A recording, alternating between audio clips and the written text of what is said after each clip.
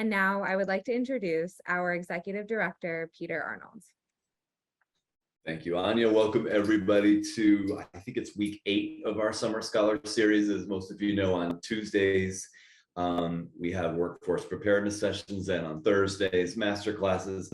We're really, really pleased and grateful to our board member, Heather Roussel, for organizing today's session, which is a discussion on brand collaborations from inception to launch through the Levi's lens. We are joined by Heather, who is our board member. She'll be today's moderator, and she is the Vice President of Merchandising and Licensing at Levi's. Thank you and welcome, Heather. Heather's joined by her colleague, Emily Muley, who's the Senior Merchant of Global Collaborations at Levi's, Caitlin Grant, who's a merchant, US-Canada Collaborations at Levi's, Connie Shen, Senior Manager, Entertainment Marketing at Levi's, Casey Watson, Senior Social Media Manager, US Levi's, and last but certainly not least, Samantha Sun, who is a former FSF Scholarship winner in 2020. And Samantha is the Assistant Merchant Collaborations and Partnerships at Levi's. Heather, I am going to happily turn this session over to you and your deft moderating skills. Thank you so much, Peter, and good morning, good afternoon, everyone. So excited to be here this morning and here with 5 of my esteemed colleagues from Levi Strauss and Co. to talk about our collaboration process as a brand. And we're really excited to give all of you a sneak peek behind the scenes at our collaboration process, as Peter said, from ideation through launch, digital, and on-floor execution. So we're going to take you through some of the milestones in our process, discuss the different types of collaborations and activations that we have as a company, and share how we measure success on these collaborations. We're going to be using recent examples from Levi's collaborations, but due to confidentiality, there will be no sneak peeks of upcoming collaborations for the brand, because we like to keep these a surprise to everyone. So we're going to, although Peter did kind of introduce everyone on the panel, we're going to spend a little bit of time getting to know each of our panelists. And I'm going to help kind of facilitate the conversation as each panelist is going to go through and explain a little bit about their part in the process and what they do for collaborations at Levi's. And I encourage everyone to ask questions throughout the presentation. I think we're going to learn the most from, you guys answering questions or asking questions, us answering, to keep this as collaborative as possible. And of course, we have time at the end for additional questions as well. One additional kind of PSA to share with you all today, you're probably wondering what my background is. I'm actually on a store visit in one of our outlet stores for Levi's in the Opry Mills in Nashville, Tennessee. So if you see any, people walking by and, racks of product, I'm here coming to you live from the back room. So great to be out in the field, but really excited to be with you guys today. So without further ado, Anya, if you want to flip to the next slide, and let's get started with introductions. Emily, if you want to start, we'll just go in order of the photos on the slides. Amazing. I'm Emily Muley. As Peter introduced me, I've been on the collaborations team, the global collaborations team for 3.5 years now. I've been at Levi's for 9.5 years, so it's been a journey along the way, but excited to tell you more about what we do and what collaborations are all about. My name is Caitlin Grant. I'm on the merchant for US, Canada, and collaborations. I went to NC State College of Textiles, which I know participates in this program. I worked in New York, and then I moved to San Francisco about 4 years ago, worked for Sears Holding as a buyer during bankruptcy, and then flipped over to Levi's, where I was a merchant for Dockers. And I think my 1-year anniversary for this position is this month. So been with collaborations for Levi's for a year. Hi, everyone. I'm Connie Shen. I'm a senior manager in entertainment marketing. I have been with Levi's for just about 8 years. Prior to my global role, which only started about 6 months ago, I was also in entertainment marketing, but on the US side, based out of the House of Strauss in LA, which I'm excited to share a little bit more about later. Yeah, and that's where I am now. Hi, everyone. I'm Casey. I've just hit my 4-year mark this month at Levi's, and I have been working on social media my entire stead here. Recently, we've added in the influencer marketing program, which I'll share a little bit later this morning with y'all, and happy to be here.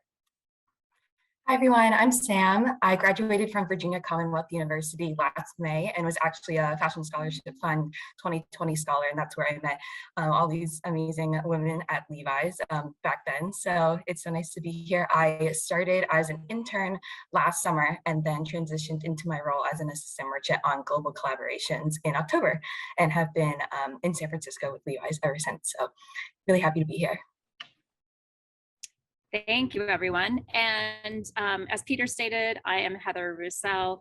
I have been in the industry for over 3 decades and have been with Levi's for the last 3 years of my career. I currently oversee US and Canada merchandising for our D2C channel, for wholesale, and oversee our licensing relationships for US and Canada.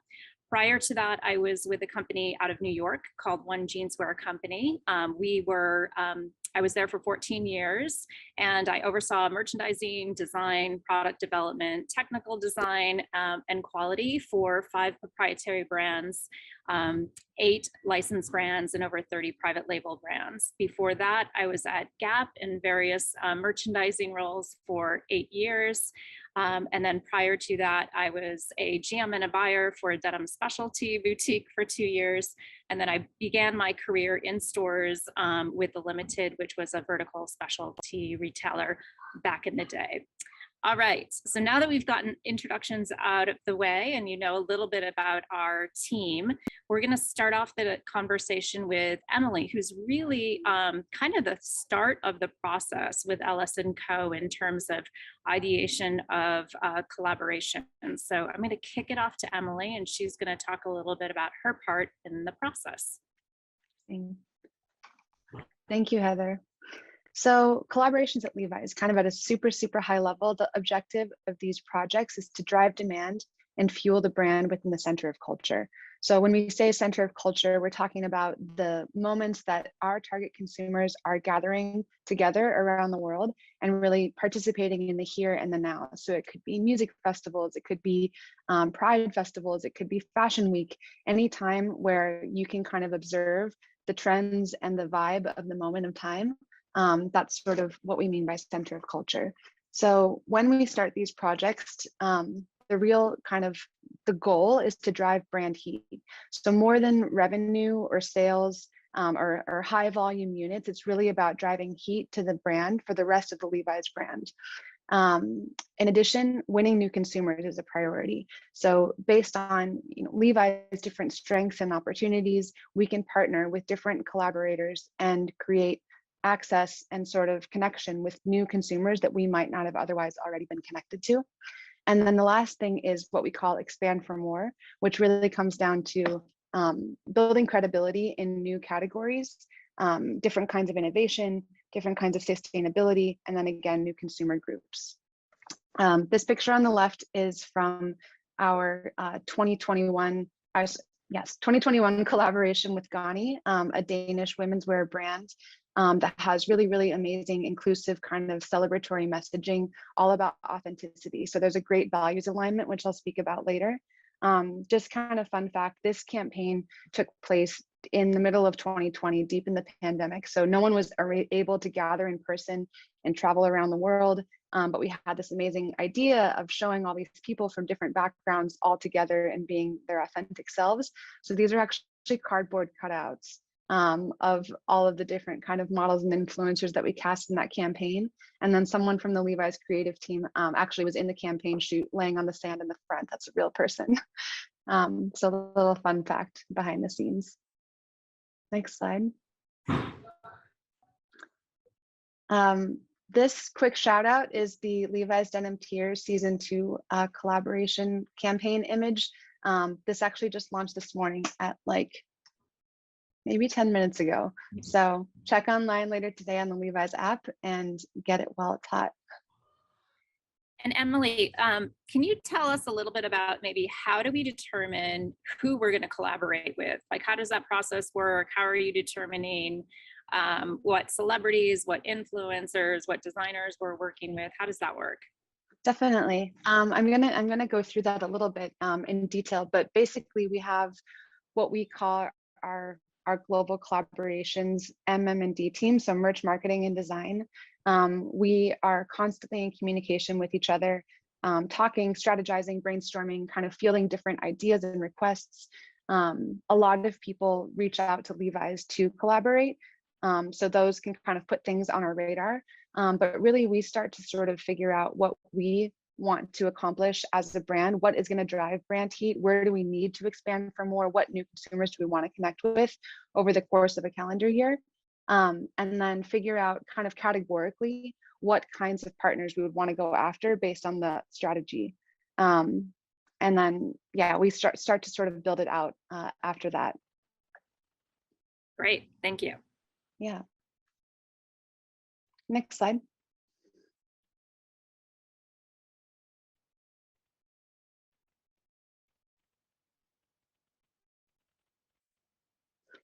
These are some examples of some of our partners.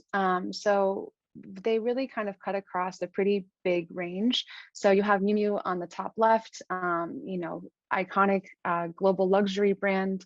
Nocesso is a collaboration that launched this past summer in June. And that was really an amazing celebration of values and inclusivity and diversity. And it was a gender neutral collection, which was new for us. That really pushed the envelope in kind of experimental shapes and dressing that embraced kind of all body types. We've done things with New Balance for footwear, so expanding our credibility in footwear. Denim Tears, I mentioned, launched today, as well as Gani, which launched last year. Naomi Osaka launched last week. These are a lot of different diverse and exciting opportunities. Nigo, we call him the godfather of streetwear in Japan.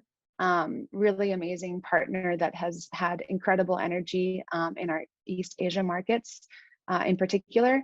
And then REESE Cooper, you guys might have seen that we did a runway show with him in Paris this summer for Paris Fashion Week. He's only 23 or 24 years old. He's been an amazing person to work with, and I'll actually talk a little bit more about that calendar of what it was like working with him. Slide.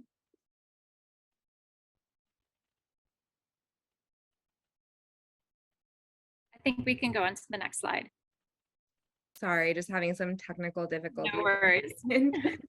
It's a large file, so lots of images.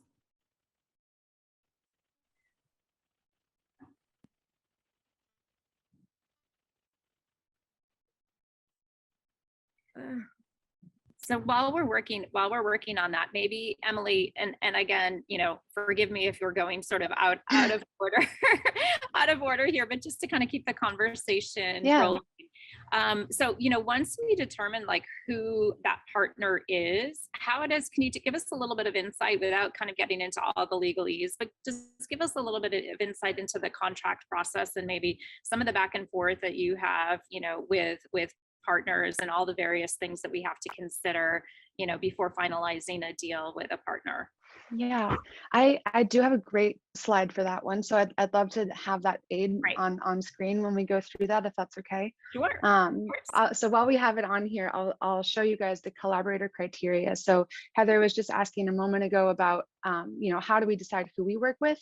So in addition to kind of the strategy and sort of goals that we want to accomplish, and that being an important filter for how we choose who we work with, one of the most important things, and this has been kind of one of the original, a version of this slide has existed since Levi's has been doing collaboration. What are the criteria for who we work with and why? So one, they're at the center of culture. I kind of spoke through that earlier. Two, so quick call out, some of these things can't happen at the same time.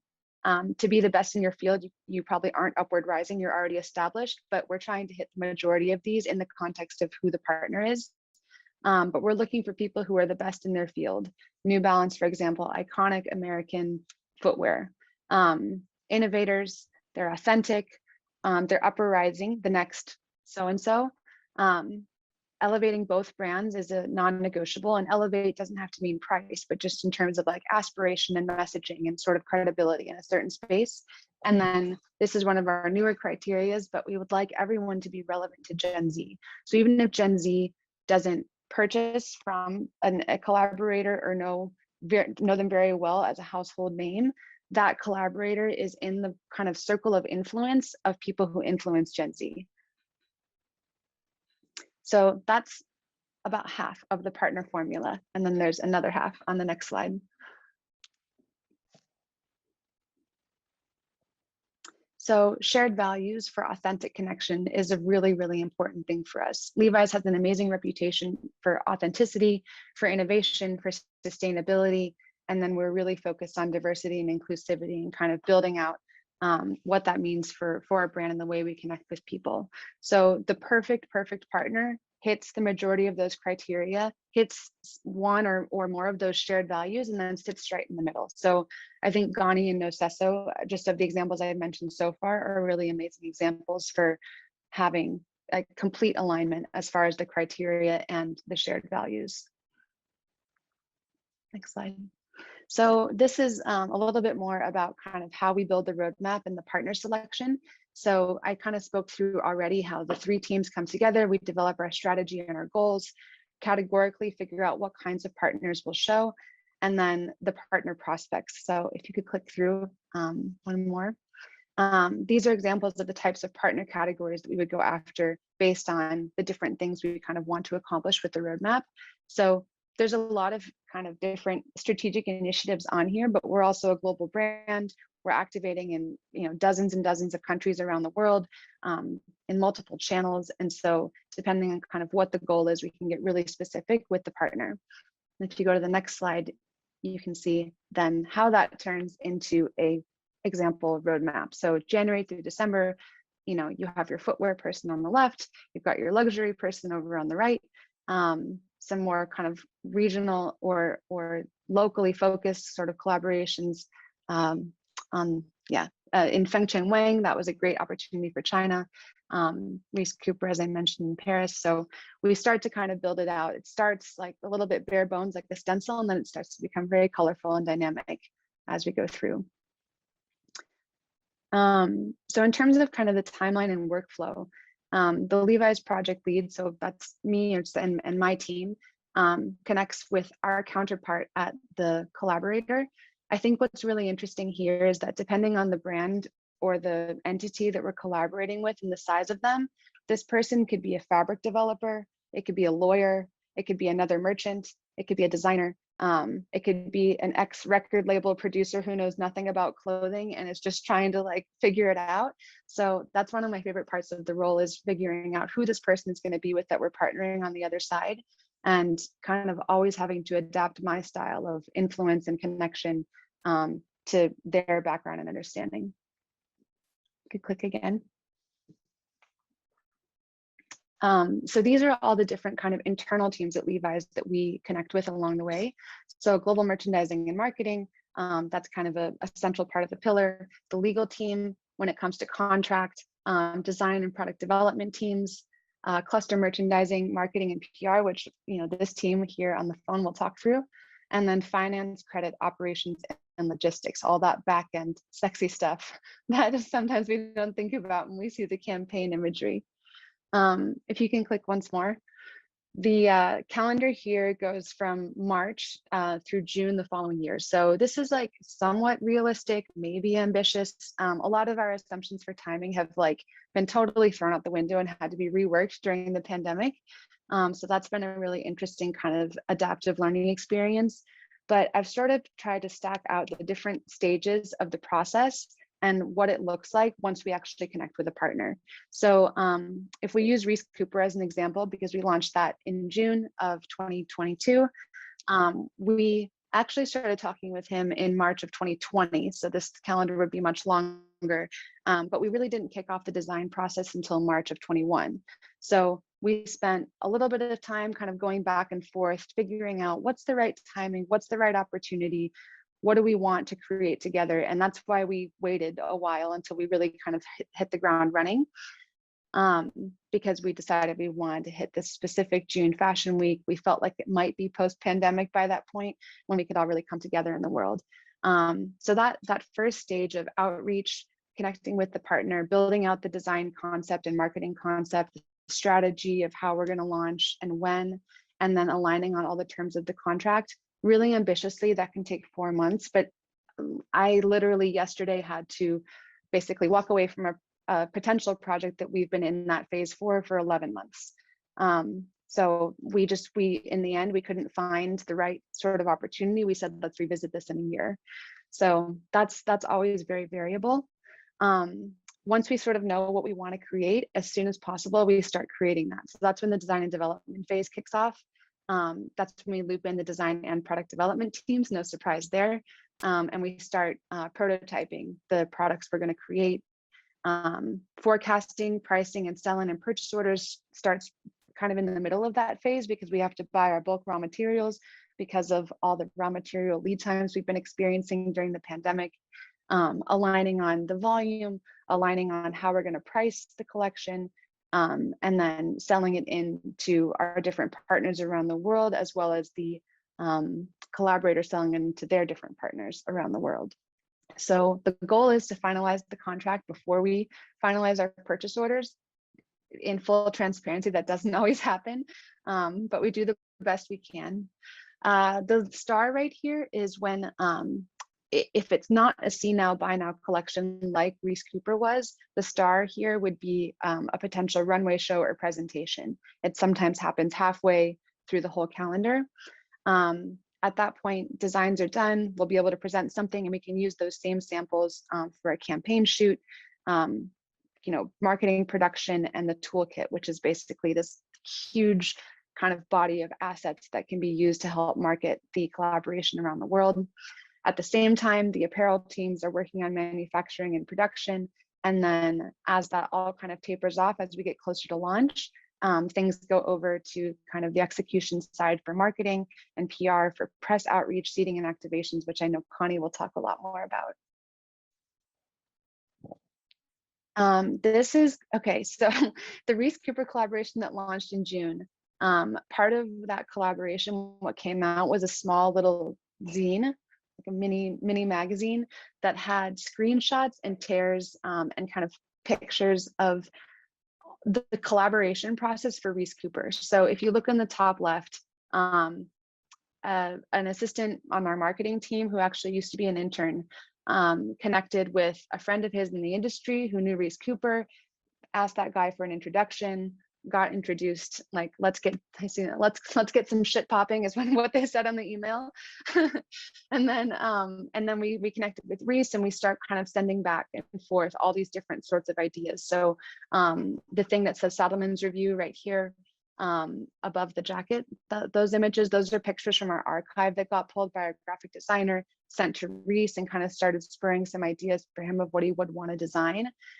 We never had an in-person design session because this was, again, like pandemic times. So this is just kind of all the things we were sending back and forth. We were marking up phone pictures on our iPhone for how to make, different design changes at the vendor, pictures of the tabs. We got our first sample to try it on. That's me trying it on the picture. So all of these pictures are from the zine that's actually for sale on the Reese Cooper website right now for only $8. So if you really want to get a peek under the covers, that's a great fun little thing to have and kind of get a piece of that. That's so cool, Emily. So it sounds like an extremely dynamic and fluid process that probably changes with each individual or team that we're collaborating with. Before we move over to our next presenter, just a quick question, like, what do you enjoy most about your role? Because I would imagine that you're juggling multiple collaborations at the same time. So, you kind of walked us through an example with Reese, kind of recently from start to finish. but you're probably dealing with 20 of these. You're at all different kind of points in the timeline in terms of Yeah. development with each one of these. How do you juggle that? And then what do you enjoy most about your role? That's a great question, and I think about it. I think about it a lot. I think my answer has changed over time. Prior to Levi's, I worked at startups in kind of a very like scrappy, chaotic environment. Then I had all this time at Levi's in a corporate environment with a lot of kind of process and structure. And when I moved into this role, still within Levi's technically, but kind of felt like this Wild West startup within a bigger structure. So I got to bring a lot of learnings from kind of the structure and process of the regular brand, and then also bring that previous experience of being really scrappy. So I personally, like, my creativity thrives in like a little bit of chaos. I'm not afraid of a deadline. I'm not afraid of a giant mess. I'm in my room right now, and if you guys like saw what it looked like in here, it's absolutely out of control. There's like an exploding suitcase, but that like little bit of mess and chaos helps me really feel kind of invigorated in the moment. The rainbow calendar that I showed a moment ago, that was, like you said, Heather, just for Reese Cooper. And as you also said, that rainbow calendar looks different for every project. We kick different ones off every month. And so I have basically anywhere from like 10 to, at the worst moment, 20 that are sort of like stacked on top of each other. So already that calendar had like overlapping kind of stages. So it is very complex, but I like that for that. Each day is very different. Each week is different. I don't always know what to expect. And so there's never really getting into like a lull or a routine, which is good for me. It's not good for everyone, but I really like that. And then I also just love the diversity of people that I get to work with, as far as, you know, time zones, backgrounds, interests, strengths, the discipline that they work in. In 2020, I was working with collaboration partners in 11 different time zones, which made scheduling really difficult sometimes. But like hearing what, you know, the experience of the Farm Rio team based in Brazil, and how that differed from the Valentino team based in Milan, and how that differed from the Nigo team based in Japan, and just kind of getting little peeks into the different way these brands kind of think and build themselves and strategize. And then all of that is super educational, and I think just makes me a stronger merchant. Fantastic. Thank you so much for all of your insights, Emily. We're going to actually turn it over to Casey. Or, I'm sorry, Connie. Connie is going to go next. My bad. And I know Connie has a pressing engagement, so we have a short amount of time with Connie, but she's going to walk us through PR and marketing. So. Thank you so much, Heather, and thanks, Emily. That was an awesome introduction. I am so sorry that I have to run in just a little bit, but I'm going to try and get through this quickly, and also apologize that we're going a little bit out of order to accommodate me. Really quickly, so the PR and marketing side of things, I actually don't work specifically on the collaborations marketing team. However, I work extremely closely with them. I sit on the entertainment marketing team, which I'll get into this a little bit, but a lot of our sort of like core pillars that we work within on the entertainment marketing team match up and align almost perfectly with the same goals and reasonings behind why we do collaborations. So next slide. The majority of my work in regards to collaborations does come about in the kind of like final phases during launch and activation point. So with launch events and also seeding, this is a part of the conversation that once everything is sort of like locked in and lined up, we start to think about how do we want to create energy and really drive people to go out and not only obviously know that the collaboration is out and that it's available for purchase, but start to see it on some of their favorite people, some of the influencers and sort of tastemakers that not only were a part of building out the overall strategy around collaborations, but also are integral in sort of like the rollout afterwards. With launch events, we will work with the partner and obviously our internal marketing teams to establish whether or not we want to have the launch event either in-house, and by house I quite literally mean our house, which is our entertainment marketing space, which we have globally, 5 different locations. Again, I'll share a little bit more about them in the next slide. But we'll establish whether or not we're going to have the launch event sort of like in a Levi space, or if we want to do something outside of the Levi space. There's value in both of those options, and there's definitely a place for both of them. Oftentimes, if the partner has a community that's very, very embedded in what they're doing day to day, we'll go with either using their space or potentially leveraging kind of a space that's more connected to them. If they don't necessarily have a physical space where they meet with their community and their audience, oftentimes then we'll discuss hosting something at the Levi showroom, again, which we call the House of Strauss. We also have with situations like REESE Cooper and also Denim Tears at Paris Fashion Week this past summer, as Emily mentioned, opportunities where we have big marquee cultural moments that we want to plug into. And when they line up with launches, we might want to say, hey, let's do a pop-up shop there, which is what we did with REESE Cooper, or a seating suite, which is what we did with Denim Tears in Paris. I want to talk a little bit about the Denim Tears seating suite in Paris, just because that was something that I was a part of.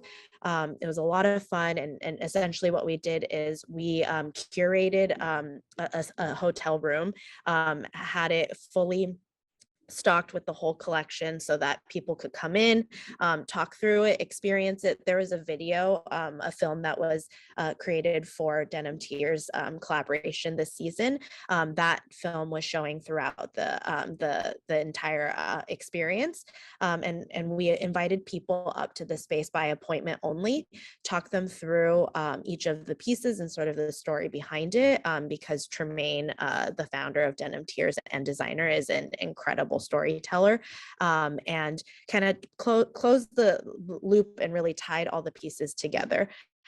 Afterwards, each person left with a piece from the collection, and within sometimes hours, we would start to see people wearing them all around Paris. It was pretty incredible, kind of seeing that seating happening right away, almost immediately and on the ground. Next slide. So again, want to talk a little bit about the House of Strauss. The House of Strauss is Levi's entertainment marketing hub. We are the most pinnacle expression of the brand. We serve as a gateway to both the creative and entertainment communities. It is a space for collaboration, creation, inspiration, and conversation. It's also a celebration of style and catalyst for authenticity and self-expression. As I said earlier, there are 5 locations currently. I'm sitting right now in the LA House of Strauss, which is the first one. It opened up 16 years ago, so it's been a little while now. Shortly after, the London house opened up, and then we have Tokyo, Johannesburg, and most recently Mexico City. So all of these spaces, I think they line up quite well with collaborations, not only because they are a place where we can do all of the seating work that we do afterwards, which is getting product on people and getting it out to people. And also in some cases we do launch events. The first time we did a collaboration with Denim Tears, we actually did a launch event at the house. Same with our collaboration back in 2017 with Off-White, which was kind of the inception point for many of these like very fashion forward collaborations that we've had over the years now. That launch event also occurred at the house in LA. But outside of just launch events and seating, the house is really also an inception point for a lot of these collaborations. And that's just because, again, our pillars align so closely with the pillars of collaborations, including putting Levi's at the center of culture, building strong relationships, and creating a halo effect. These are all things that collaborations are also driving to do.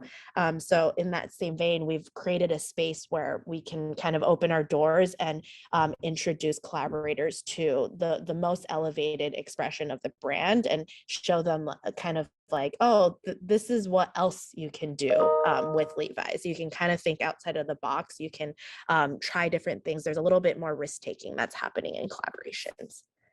And that's it for me. That's amazing, Connie. I know you have to bounce, but just I'll leave you with one quick question. Do you have anything that's kind of resonates as like a truly memorable moment that you've had recently, you know, either at the house or with brand ambassadors that you're like, wow, we just hit that out of the park and I'm so excited about the work that we did?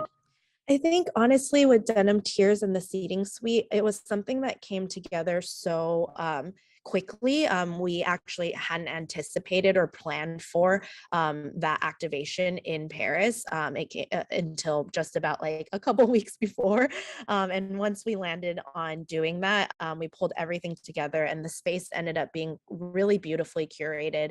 And just like I was saying earlier, it was so exciting to kind of like have that instant gratification, because oftentimes with my work, it takes a little while. You like will send packages out or you'll invite people in and you'll have an event and you might not see people out and actually wearing the pieces for sometimes even months, just because, you know, they have other things going on, or the intention is not to, you know, these aren't paid interactions. These are all very organic. So sometimes you have to wait quite a while to actually see the results and see kind of the impact. But with Paris and Denim Tears, it was just so incredible, kind of like within hours, seeing A$AP Nast outside walking with his pair of Denim Tears, or Luca Sabet, like all these amazing people that are highly influential and such a cultural kind of like zeitgeist out there really loving the product and not only supporting their friend, but supporting a brand that they love.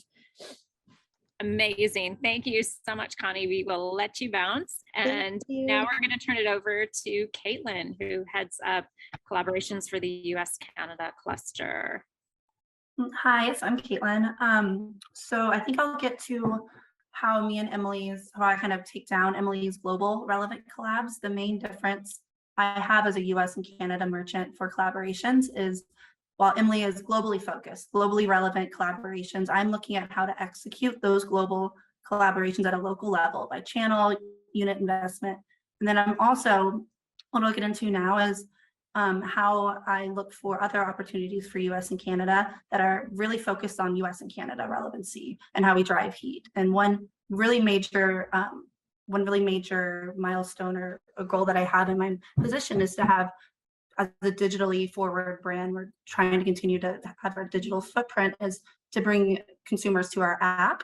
So I have about 2 to 3 app slots a month that I try to fill, with global collaborations. There's not more than one normally global collaboration or 2 in a month. So I will first look at, kind of elevating our tier 1 or vintage, Levi's vintage pieces, or I will look for a collaborator or a different opportunity for the US that is outside of the global collaborator. We can go to the next slide, probably. This is Emma Chamberlain that we launched.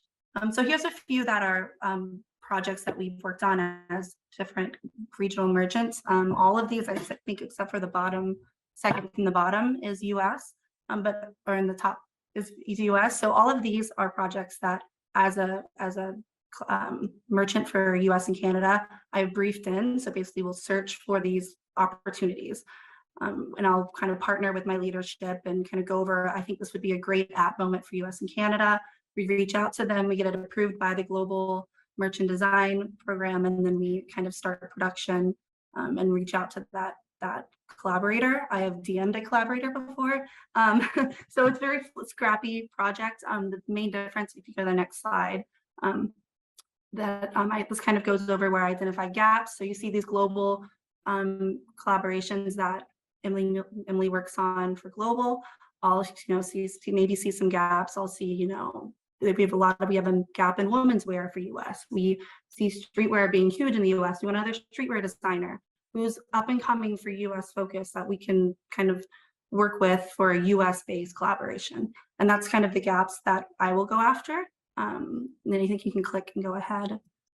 So again, I identify that gap A. I get those, I brief in a deck, I brief into my leadership. I work with my marketing, make sure my marketing director for US collaborations, who's on the call, but kind of work with her and say, what do you think of this idea? What do you think is a good time frame? What's a good kind of US and Canada, just US? I send that in, it gets approved. Reach out to potential partners. Again, that is a very interesting process. And as I'm starting out, I'm getting more connections, but I have DM'd someone, I know someone that knows someone. It's kind of just a scrappy process. And then the production execution. So that's a pretty interesting part where these are smaller collaborations, but we do not have the support of the US or the Levi's program. So I'm the only merchant for US and Canada collaborations. So I work with the external partner. We work kind of flexibly with, we find a third-party vendor. We work at that partner's factory. We utilize hang tags from a third party. We do everything we do. The contract is kind of a template that we get through legal, but there's no really GTM or milestone. We don't have our PD team is us. Our design team, we work with mostly with the designer. We have a designer that signs off, but these projects could be a month. We've had some that have been pulled off in a couple of weeks from, which we're trying to improve to get quicker, but we really want to find that US moment and really make sure we can react fast to it. So it's a lot, again, like Emily said, we have a bunch of different projects happening at once. And then these obviously create a lot of different milestones and different timeframes. So really like juggling that is my main day to day. And again, kind of what we do for this could also work with, the first one could work with global as well. But the first thing we do once we kind of find that collaboration partner, we confirm the distro. Is it US, is it Canada?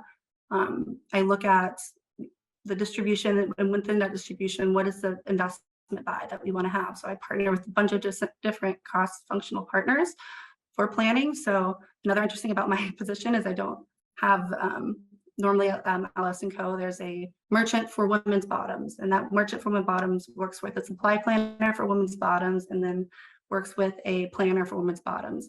So I do have a planning team, but if I have a collaboration that has women's bottoms, women's tops, accessories, men's bottoms, I have to work with all of those planning teams, all of those allocation teams to kind of run through my investment buy and also get it on their calendar so they can track as well.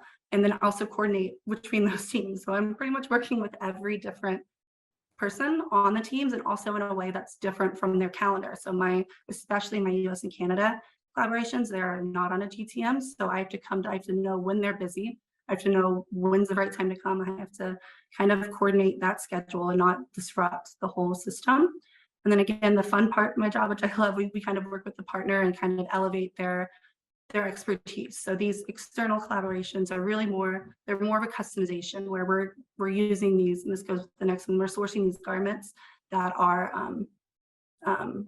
excess or vintage garments, which are, I love it because it's sustainable. You know, there are inventory gluts, obviously stores have closed. Levi being a sustainable brand, we need to find new use and new life for these garments. So we don't make anything new. Everything's done mostly in the US for these new customization, which is great, but we really want them to, you know, show us what you think of the 501 and show us your take on this 501, which is exciting for me. So it's really elevating that partner. Of course, I get sign off from global head of design, but really wanting to, you know, work with them and kind of elevate their idea. And then again, that GTM calendar, each project I have, I do, again, there's not really a roadmap for my position when I started. I came from a really structured job at Dockers where we had GTM, you know, GTM milestones. This one, I have to create my own GTM milestones. I had to learn, you know, very quickly. Hang tags will take a week, but I should probably wait for a week and a half. You should probably, DC, they want a week, but there are going to be a lot of issues getting this weird footwear or this accessory that's a local tote online. So I need to kind of account for that, and I kind of keep each project in line, and I have to move those. So when global collaborations, who they use the global supply chain, of course, they're getting those from overseas. There might be a shift or something that happens. Of course, I elevate those first. So I have to move around the rest of my calendar, which might change, you know, the rest of my local collaborations. So really keeping tight on the GTM calendar in order to keep projects moving is really my major focus. And then determining costing and pricing. So determining, using these excess garments, I can kind of get a better costing on the garment due to using a different base garment. Vintage is a little bit more expensive, but being able to kind of gauge per project what a good cost would be. And then also that kind of determines our pricing. So making sure I'm getting a good margin back, but also making sure I'm matching what that partner already puts out there, and making sure, I'm doing what's appropriate for Levi's as well as ourselves. Legal contract, again, all of those little nitty gritties that are kind of baked in, I kind of have to do in a very scrappy way. So I have to work and reach out in random times, reach out to random groups. So it's very, very, very scrappy of a process. Again, all the production is kind of just done with us and the partner and external partners. And I think you can go there. Caitlin, it sounds like a really scrappy process. I know that you mentioned GTM a lot, and Levi's uses a lot of acronyms. So just for the audience, go to market. Yeah, it's our go-to-market calendar. What's referred to in the industry as a time and action calendar. So there's a lot of Levi's speak on the team. But I guess, Caitlin, my question for you, and I think it may have come up in the chat too, is what are the metrics? How do you determine what is a successful KPI? Kind of what are you looking at in terms of sellout performance if something was a strong collaboration or not?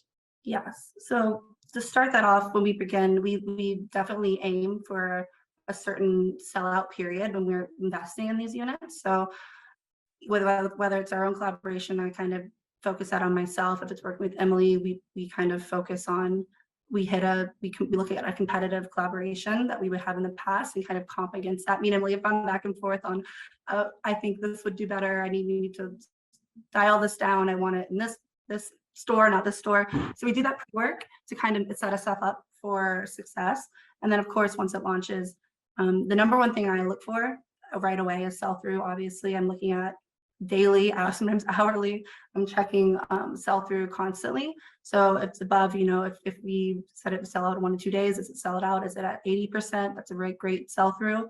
If it's lagging, of course, there are some steps that we can do to kind of, push through, whether by, I send that to marketing. Hey, put this higher up on the homepage. Can we send out an email blast? Can we put it on the story? Can the partner, can we leverage some of their great imagery they have out? Can we take it off that, make it on e-com? Can we, kind of change things to make it more relevant to the partner? We know the app sometimes and people aren't as they're kind of weary of the app, so we're pushing that. But again, you want to make sure that every partner has the chance to shine.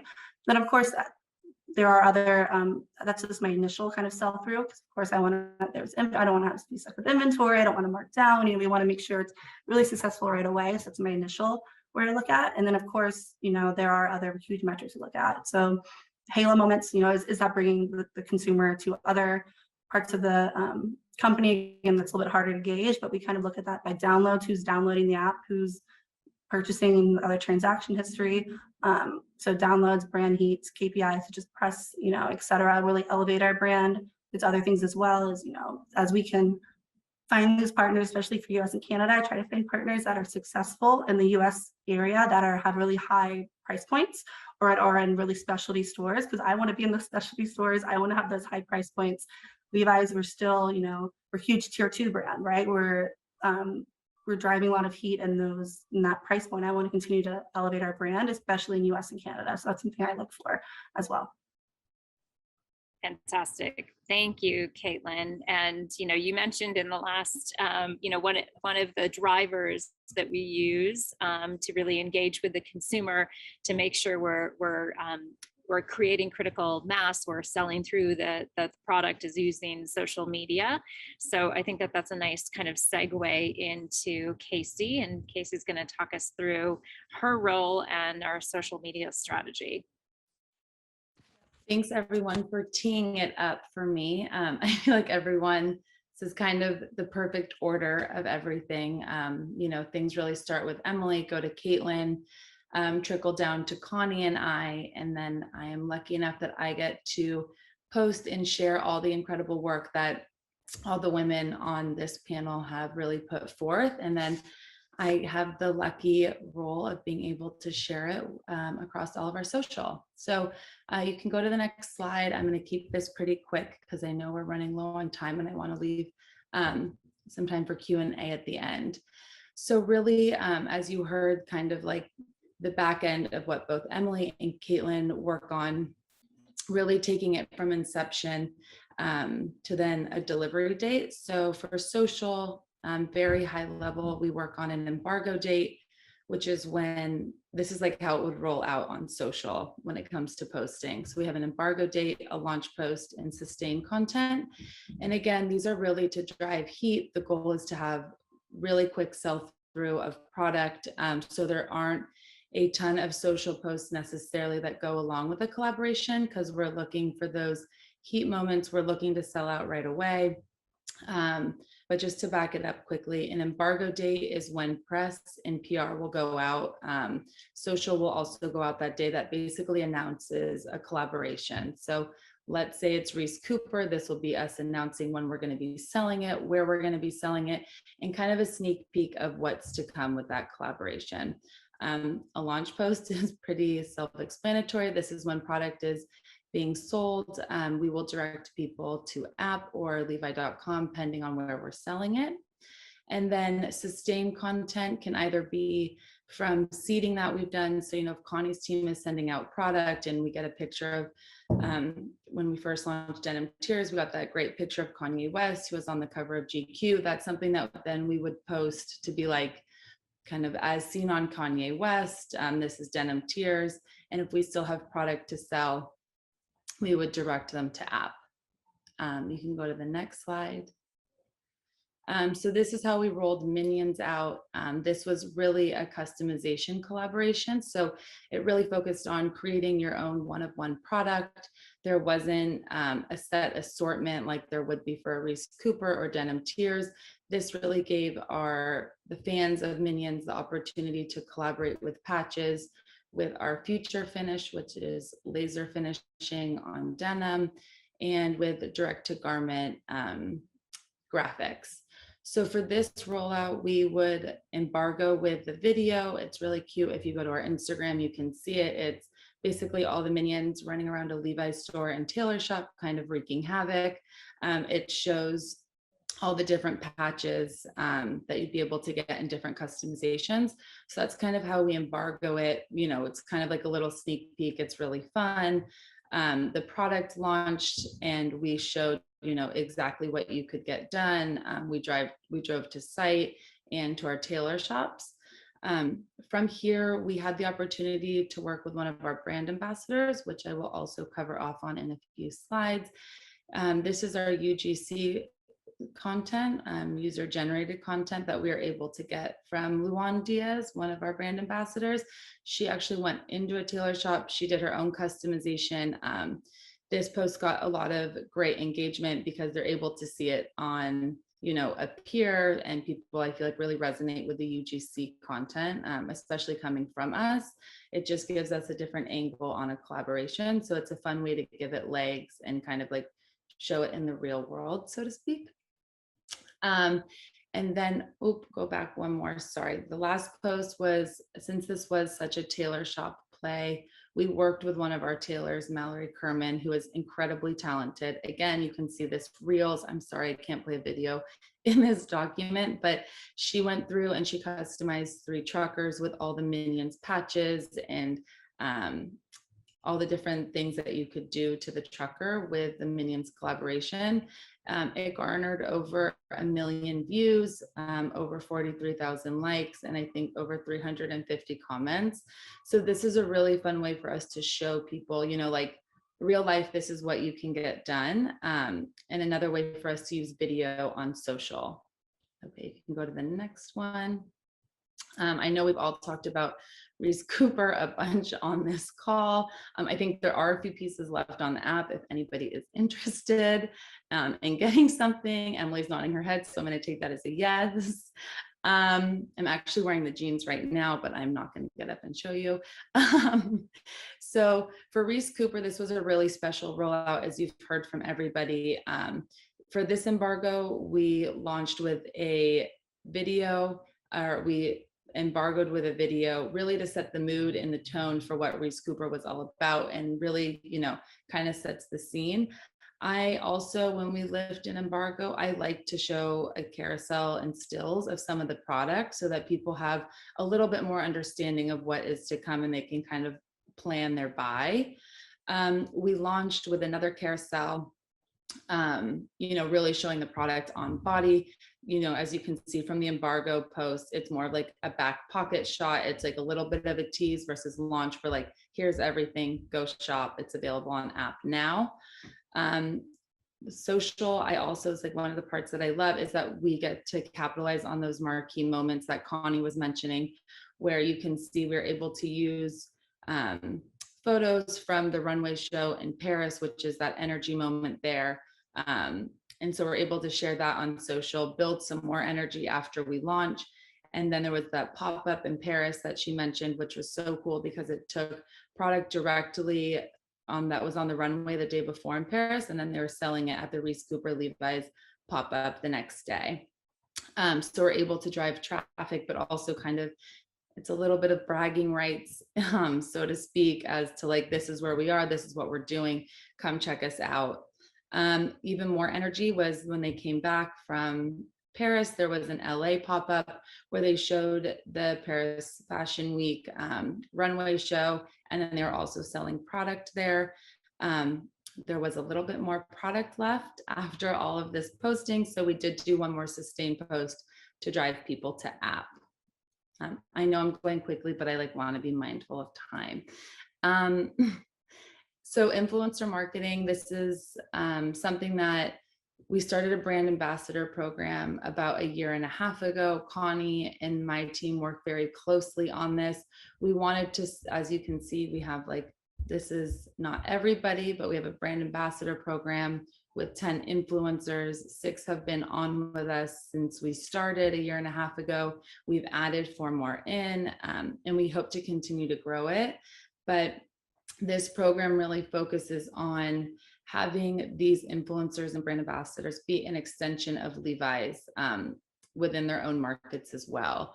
So they're not just posting for us on a monthly basis, but as you can see, some of them have been in our campaign imagery for festival. Some are, really celebrating Levi's secondhand, which is a great program we work on. If we have any events at the house that Connie is hosting and her team, they're invited to those events. So it's really a 360 experience with us as a brand. They're signed on for 6 to 9 month contract periods, which I think is really important. And it's something really unique to our influencer program. It's not one-off content. They are part of the brand. We treat them as such. We bring them in on any exclusive events that we have. And then we just really want to make sure that they feel Levi's and what we're all about. And I think Emily mentioned, the criteria that we look at with who we collaborate with. I think Connie also was saying this about who we seed product to, but really who we also look at to bring on as brand ambassadors. We look at it through that same lens, and we make sure that we have a diverse and inclusive group of men and women that we're working with on a monthly basis, and make sure that they really, they're genuine Levi's consumers and that they're wearing the brand before, and hopefully they're, walking away from our partnership with a deeper love and understanding of the brand. Thank you, Casey. And I know, we touched on how important the Gen Z consumer is to the Levi's brand, and how we really want to capture the minds and the hearts of more Gen Z consumers. And I think we recently launched our college ambassador program.